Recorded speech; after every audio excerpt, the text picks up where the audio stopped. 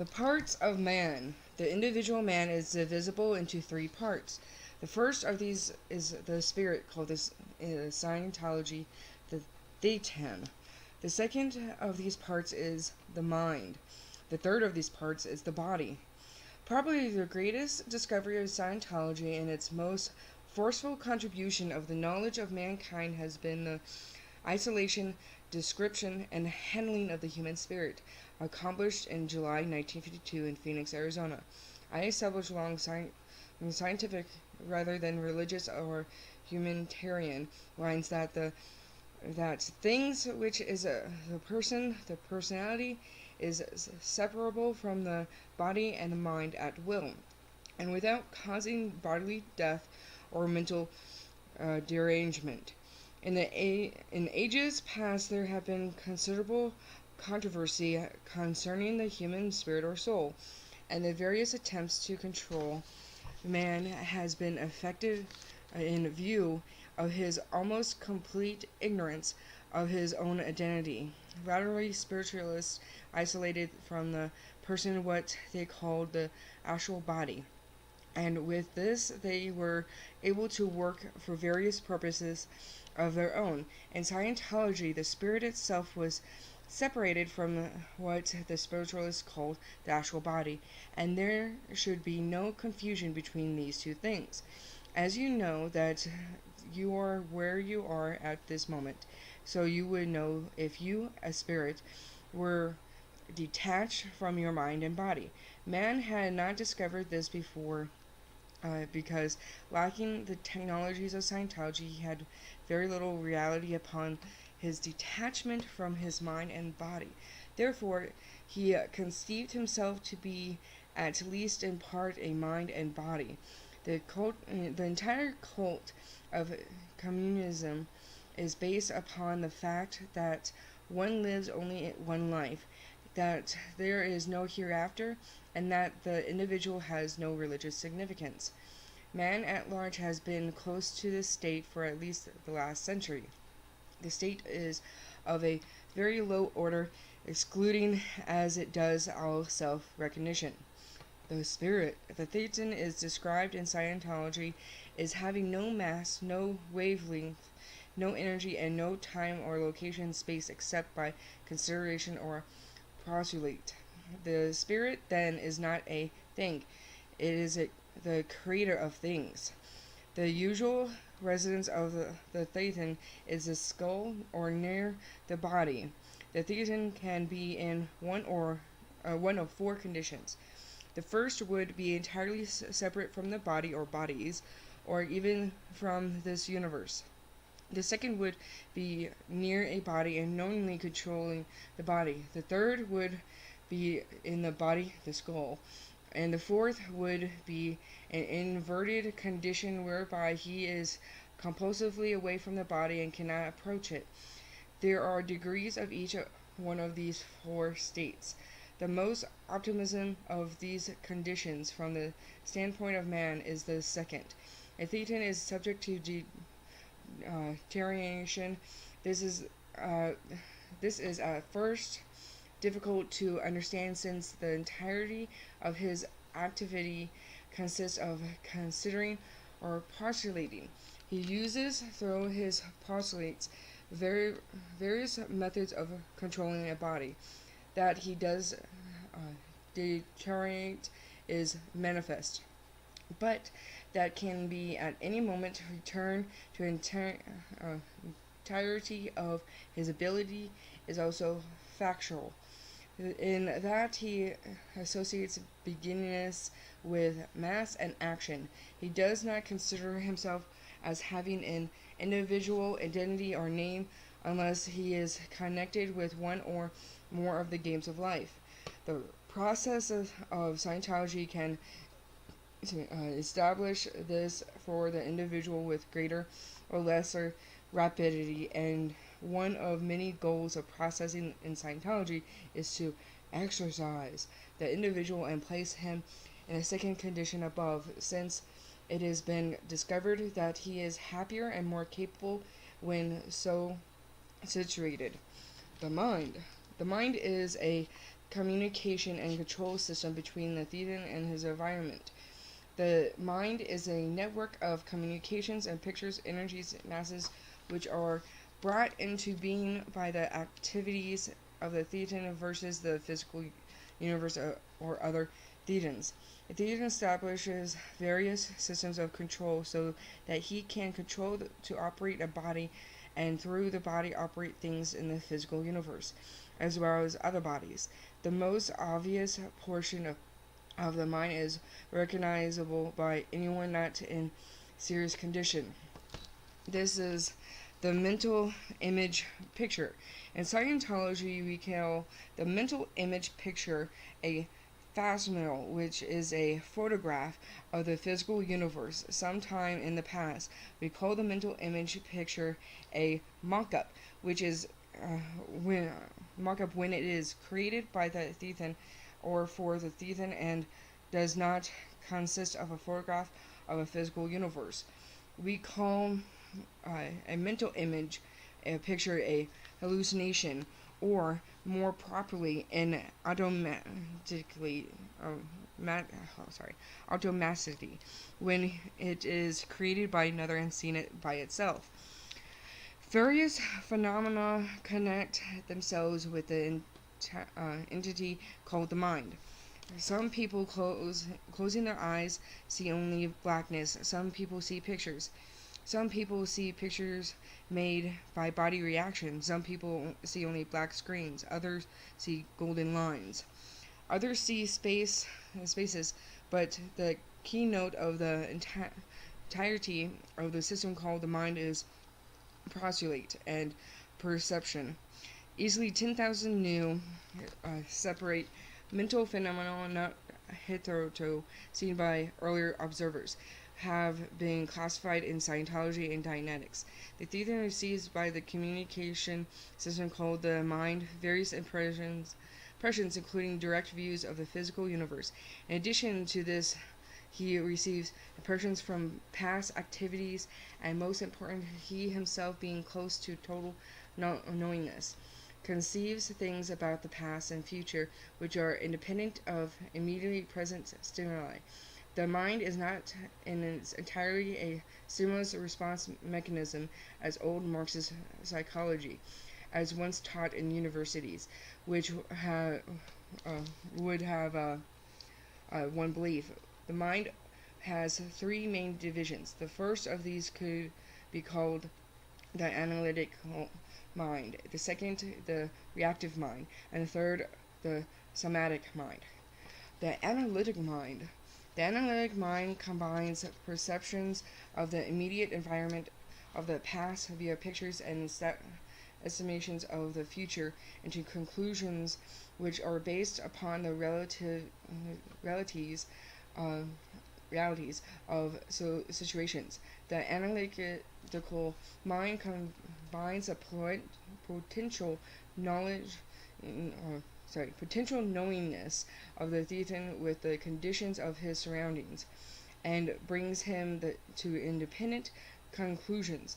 This mind could be said to consist of visual pictures either of the past or of the physical universe, monitored by and presented over by the knowingness of thetan.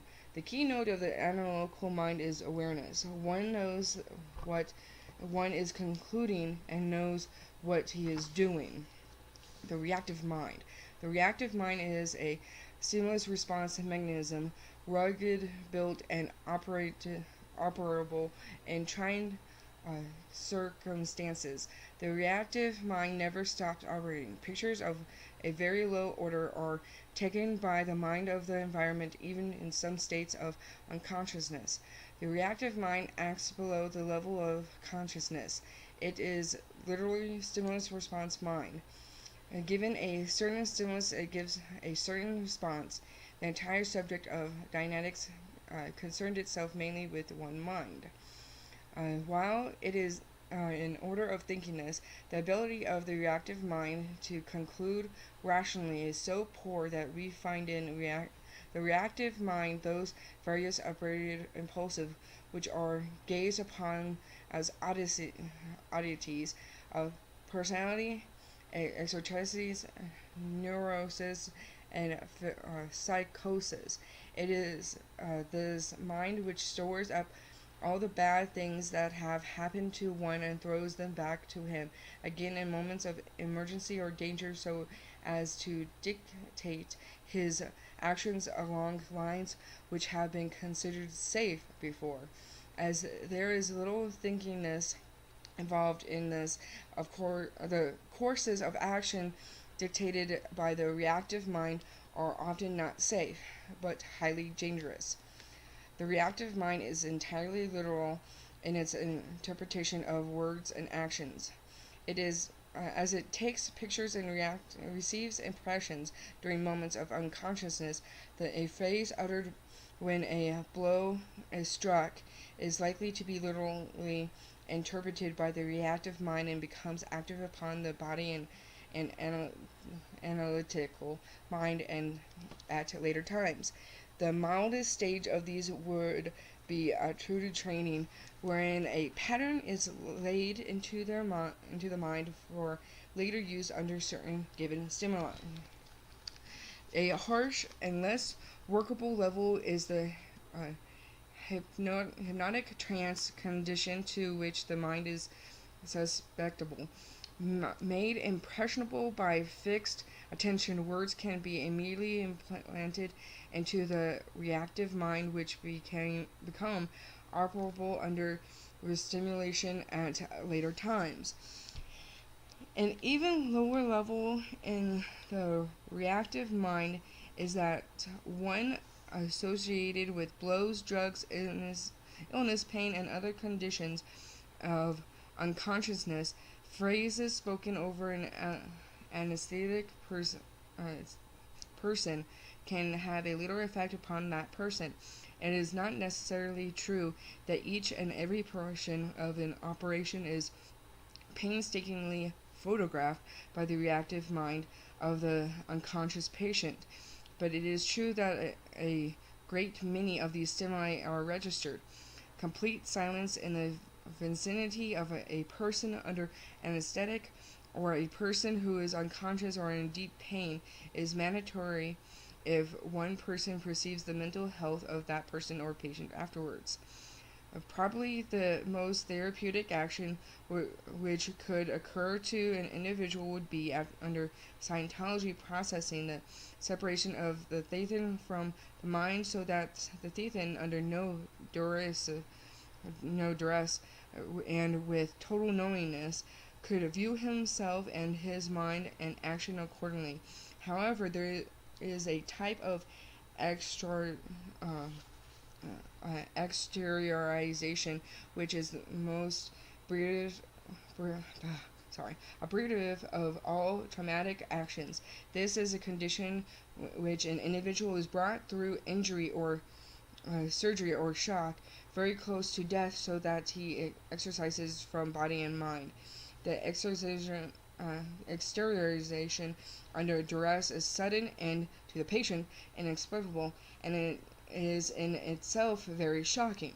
When this occurred to an individual, it is certain that he will suffer mentally from the experience afterwards.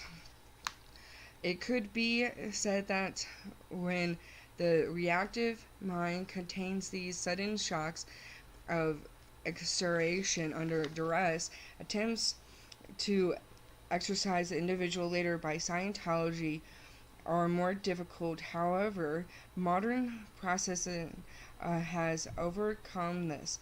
The phenomenon of exteriorization under duress is accompanied times by energy explosions in the various facilities of the mind, and these cross-associate in the reactive mind. Therefore, people become afraid of exteriorization, and at times people are made ill simply by discussing the phenomenon due to the fact that they have exercised under duress during some operation or accident. Exteriorization under duress is a characteristic of death itself. Therefore, exteriorization or the departure of the soul is generally associated with death in the minds of most people. It is not necessarily true that one is dead because he exercises, and it definitely not true that exercisation not accompanied by a shock, pain, or duress is at all painful. Indeed, it is quite therapeutic. The somatic mind. The third portion of the mind is the somatic mind. This is an even heavier type of mind than the reactive mind, since it contains no thinkingness and contains only actingness. The impulses placed against the body by the thetan through various mental machinery arrive at the voluntary, involuntary, and glandular levels. These have set methods of analysis for any given situation and so respond directly to commands given. Unfortunately, the somatic mind is subject to each of the minds higher in scale above it and to the thetan. In other words, the thetan can independently affect the somatic mind. The analytical mind can affect the somatic mind. The reactive mind can affect the somatic mind. Thus, we see that the neurons, the glandular system, the muscles, and the masses of the body are subject to various impulses, each one of the lower order than the next. Thus, it is not odd to discover what we call psychosomatic illness. A condition exists here where the thetan does not have an awareness of burdening the somatic mind with various commands or derangements. Neither does the thetan have an awareness of his own participation in the analytical mind causing this action against the body. In that, the thetan is seldom aware of the reactive mind. It is impossible then for the reactive mind, with its stimulus response content to impinge itself directly and without further resource or advice upon the neurons, muscles, and glandular system of the body. In that, the reactive mind can hold a fixed command in place, causing a derangement in the somatic mind. It is possible then for illness to exist, for bizarre pains to be felt, for actual physical twists and variations to occur without any conscious knowledge on the part of the thetan. This is what we call physical illness caused by the mind. In brief, such illness is caused by perceptions received in the reactive mind during moments of pain and unconsciousness. Whether the facsimile in the mind is received while the thetan is awake or unconscious, the resulting mass of the energy picture is energy, just as you see energy in an electric light bulb or from the flames of a fire. At one time, it was considered that mental energy was different from physical energy. In Scientology, it has been discovered that mental energy is simply a finer, higher level physical energy. The test of this is conclusive in that a thetan mocking up mental image pictures and thrusting them into the body can cause the body mass, and by casting them away again can decrease the body mass. This test has actually been made, and an increase of as much as 30 pounds, actually measured on scales, has been added to and subtracted from a body by creating mental energy. Energy is energy. It is different wavelengths and different characteristics. The mental image pictures are capable of reacting upon the physical environment, and the physical environment is capable of reacting upon mental image pictures. Thus, the mind actually consists of spaces, energies, and masses of the same order as the physical universe, if lighter and different in size and wavelength. For a much more comprehensive picture of the mind, one should read The Dynamics of Life, an introduction in introduction to dynamics, discoveries, and dynamics, the modern science of mental health. These were written before discoveries of the upper levels of beingness were made and are a very complete picture of the mind itself, its structure, and what can be done to and with it. The body. The third part of the man is the physical body. This can best be studied in such books as Grey Anatomies and Grey's Anatomy and other anatomical texts.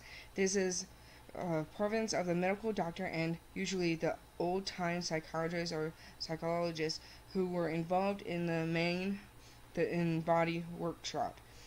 The body is purely structural, sturdy, and the actions and reactions among its various structures are complex and intensely interesting.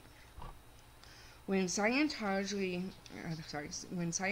established biophysics, it did so because of the various discoveries which had accumulated concerning mental energy and its reaction against the physical energies, and the activities which took place in the body because of these interactions. Biophysics only became feasible when it was discovered in Scientology that a fixed electrical field exists surrounding a body entirely independently of, but influenceable by, the human mind. The body exists in its own space. That space is created by our anchor points. The complexity of these anchor points can cause as independent series of electrical flows, which can occasion much discomfort to the individual. The balanced structure of the body and even its joint action and physical characteristics can be changed by changing this electrical field, which exists at a distance from or within the body. The electrical field is paramount and monitors and the actual physical structure of the body. Thus, the body is not only influenced by the three minds, it is influenced as well as its own electrical field. An expert Scientologist can discover for the average person this field and can bring about the adjustments, although this is very far from the primary purpose of Scientology. The use of electrical shocks upon a body for any purpose, therefore, is very dangerous and is not considered by sensible men. Of course, the use of electrical shock was never intended to be therapeutic, but was intended only to bring about obedience by duress and, as far as it can be discovered, to make the entirety of insanity a horror. Electrical shock dranges the electronical field in the vicinity of the body and is always succeeded by bad health or physical difficulties, and never does otherwise to hasten the death of a person. It has been stated by people using electrical shock that they were denied anesthesia. They would at least use partial anesthesia. Having trouble saying this word. Anesthesia in form of electrical shock, brain surgery, and drugs. These treatments, in some large percentage of cases, however, affect anesthesia as they were expected to do. A knowledge of mental and physical structure of the body would be necessary in order to treat the body, and this knowledge has not existed prior to Scientology. The medical doctor achieved many results by working purely with structure and biochemical products, and in the field of emergency surgery and obstetrics and orthopedics, he is indispensable.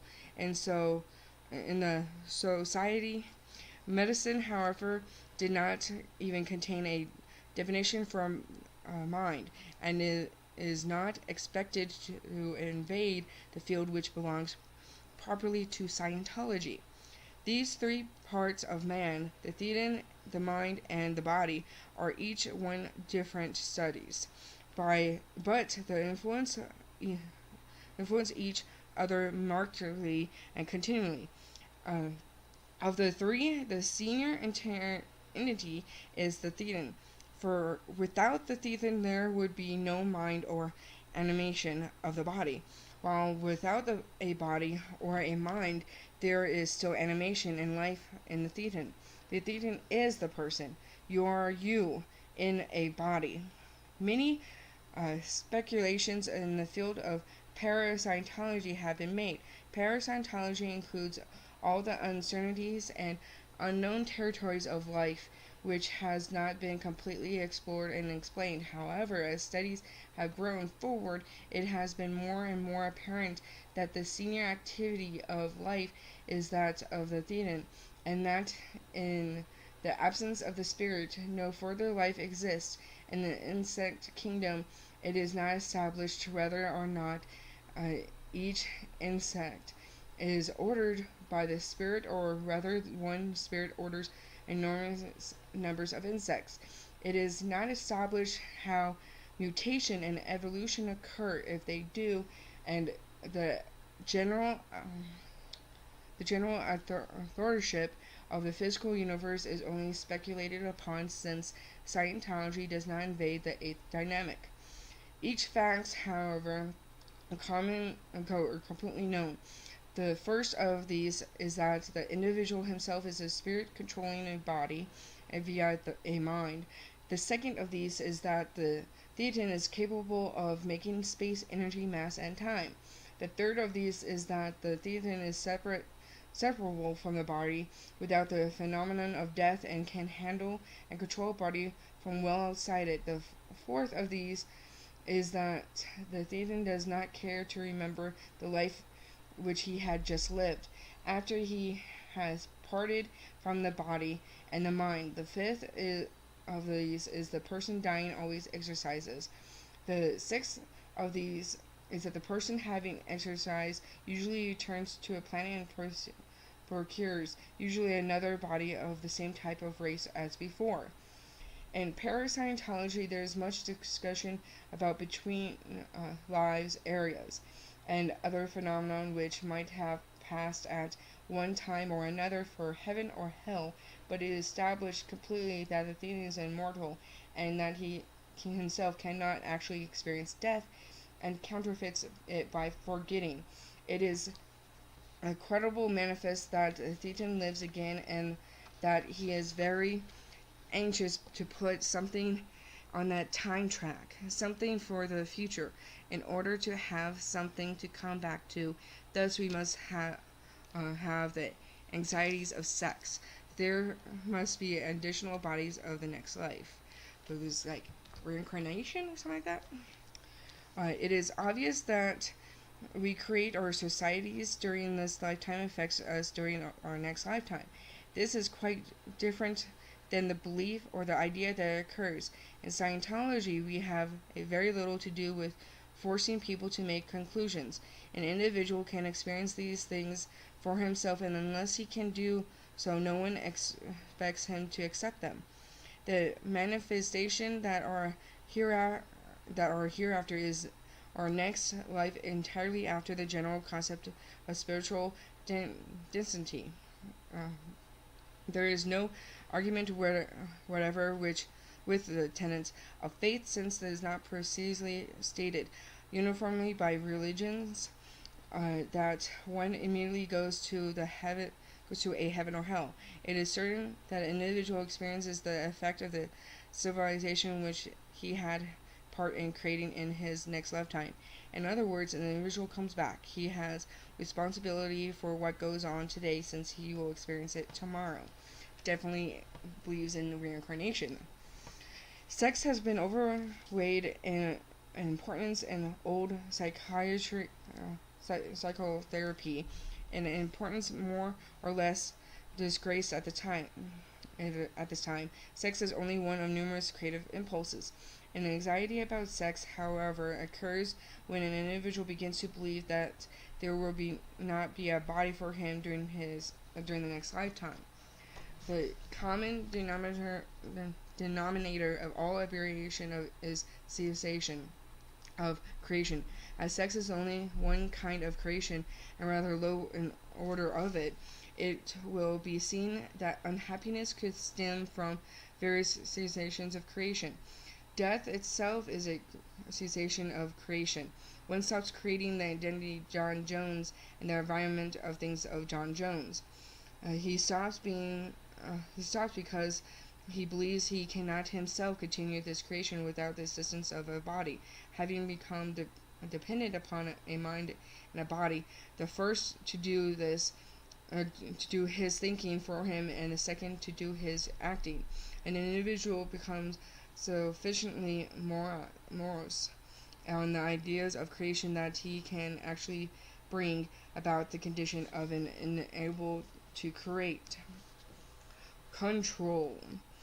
It will be seen that the three parts of man are intimately associated with control. The anatomy of control is start, change, and stop.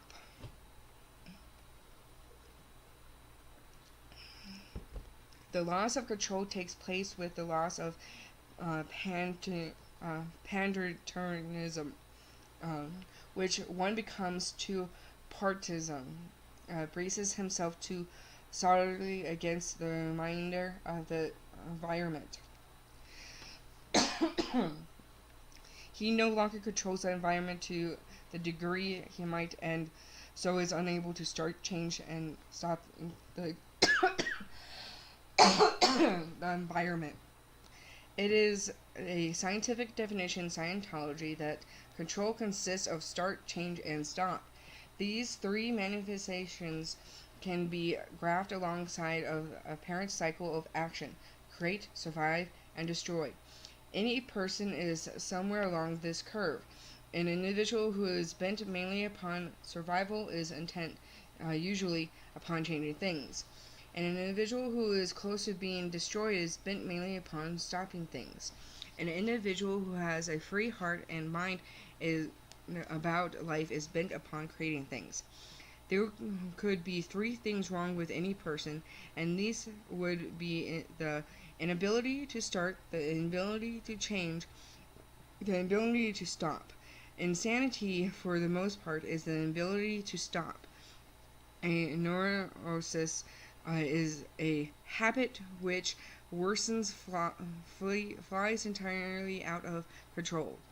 One is stop so often in life that he becomes an enemy of stopping and dislikes stopping so intensely that he himself will not stop things.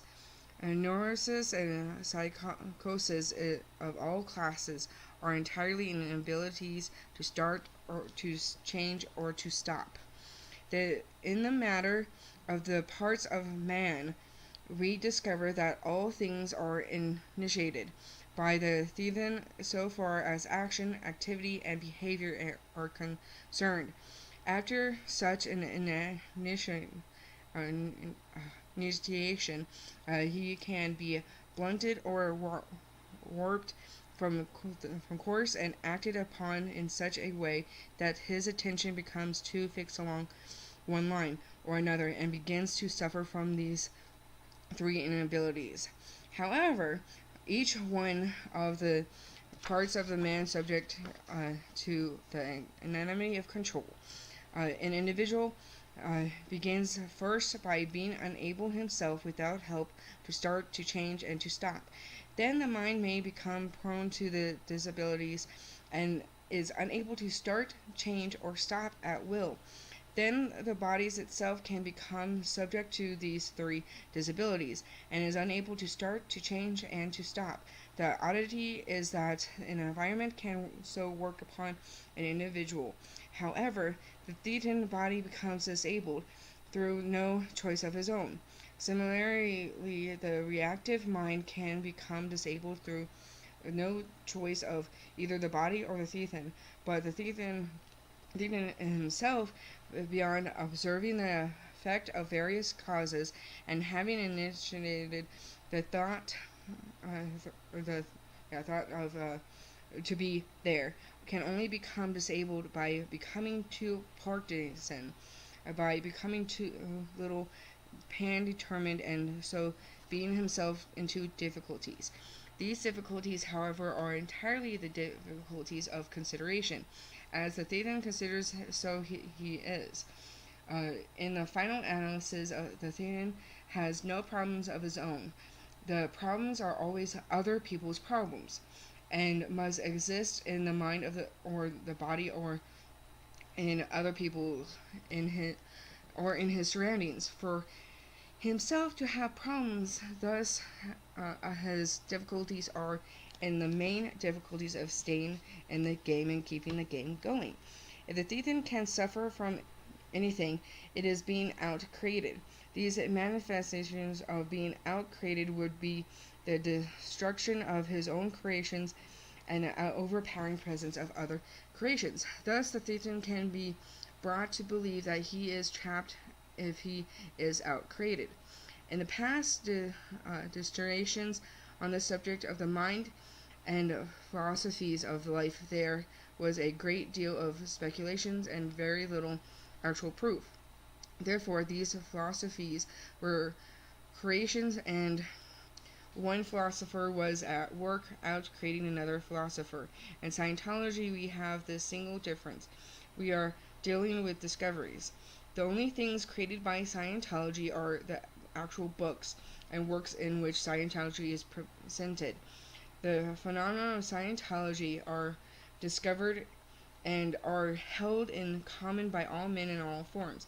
There is no effect in Scientology to outcreate each and every Thetan that comes along. It is, of course, possible to conceive Scientology as a creation, and to conceive that it is overwhelming. It should be viewed otherwise, for the intended as an assistance to life at large, to enable life to make a better civilization and a better game. There is no tenets in Scientology which cannot be demonstrated with entirely scientific procedures.